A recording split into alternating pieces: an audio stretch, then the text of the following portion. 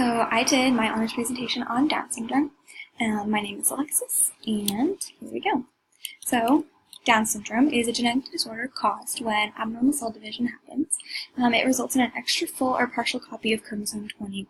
In a regular human body, you're going to have 2 copies of chromosome 21. In Down syndrome, you're going to have 3 copies. The extra genetic material causes developmental changes and physical changes in the child with Down syndrome, and it occurs usually in 1 in every 700 births. So the cause of Down syndrome, we don't really know. It's idiopathic, which means we haven't found any really convincing evidence of why Down syndrome happens.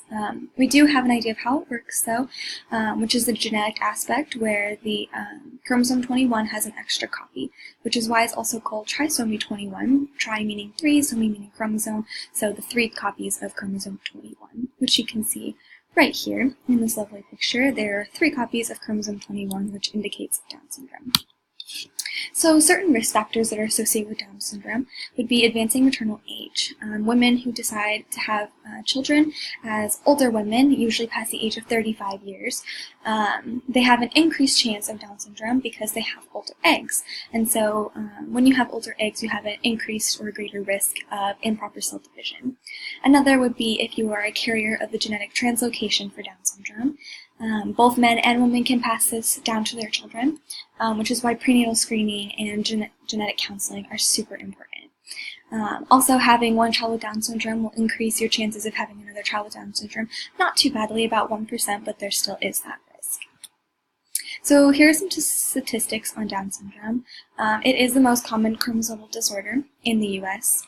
Each year, about 6,000 babies are born with Down syndrome, which is about 1 in 700 births. Between 1979 and 2003, the number of babies born with Down syndrome actually increased by 30%, which is a very large amount. And then older mothers are more likely to have babies with Down syndrome, which is represented on this graph. Starting at age 35, you see a dramatic increase in the children born with Down syndrome. So some signs and symptoms of Down syndrome. Down syndrome can be mild, moderate, or severe. It really depends on the child and the parents. Some common symptoms would be heart defects, which can be seen in more severe cases of Down syndrome. A flattened face, small head, and short neck. You can really identify the flattened face, especially in this picture here to the right. You can see this baby has a very elongated nose and very flat face just in general. She also has a protruding tongue, which is a very good indicator of Down syndrome, and also upward slanting eyelids, which make the child look Asian in nature. Unusually shaped or small ears are also a good indicator, as well as broad short hands with a single crease in the palm. You can see in the picture on the bottom that children with Down syndrome will have one single crease across the palm of their hand, which is called a simian crease. And as opposed to normal palm creases, which have 2 or 3. They're also excessively flexible. They are short in height, they have poor muscle tone, and they also have something called brushfield spots, which are tiny white spots on the iris or color part of the eye.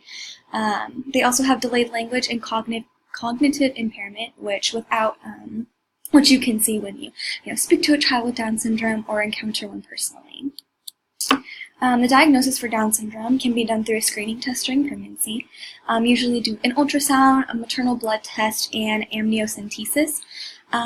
So an ultrasound, obviously they put the jelly on your belly and they're able to kind of see the physical features of the child in the ultrasound. When they do maternal blood tests, they're going to look for something called human chronic gonadotropin. It's a hormone produced that indicates that Down syndrome is occurring in your child. And then the amniocentesis is an amniotic fluid test, which they can stick a needle into the amniotic fluid and they can pull a sample out and see what kind of hormones are being made. They can do karyotyping, all that sort of stuff. Also, if you wait until the child is born, you can obviously do a physical exam of the child and look for any signs and symptoms of Down syndrome. You can also do chromosomal karyotyping, which is basically mapping out the child's chromosomes and seeing if they have that extra 3rd copy of chromosome 21. Treatment. There is currently no cure for Down syndrome, but amniocentesis is a really great tool for discovery if you are concerned with your child having Down syndrome. Treatment, however, for Down syndrome kids is highly individualized. It depends on the child, what they need, how severe, how moderate or mild their Down syndrome is, what the parents need help with or what they might not need help with, and it's highly focused on maximizing physical and mental abilities. So there are also two other types of Down syndrome. Trisomy 21 is the most common. This is a very rare form of Down syndrome. It's called mosaic Down syndrome. It's not very common. The individual has some cells with the extra copy of chromosome 21 and some do not.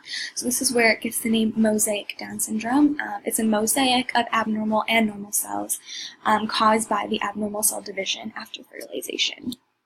Translocation Down syndrome occurs when a portion of chromosome 21 becomes attached or translocated onto another chromosome before or after conception.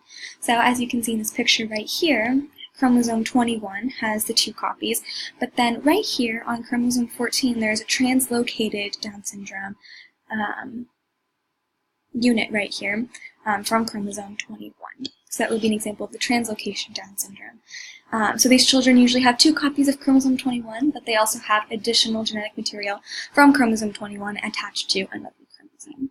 So here are my resources. I hope you enjoyed the presentation. Thank you.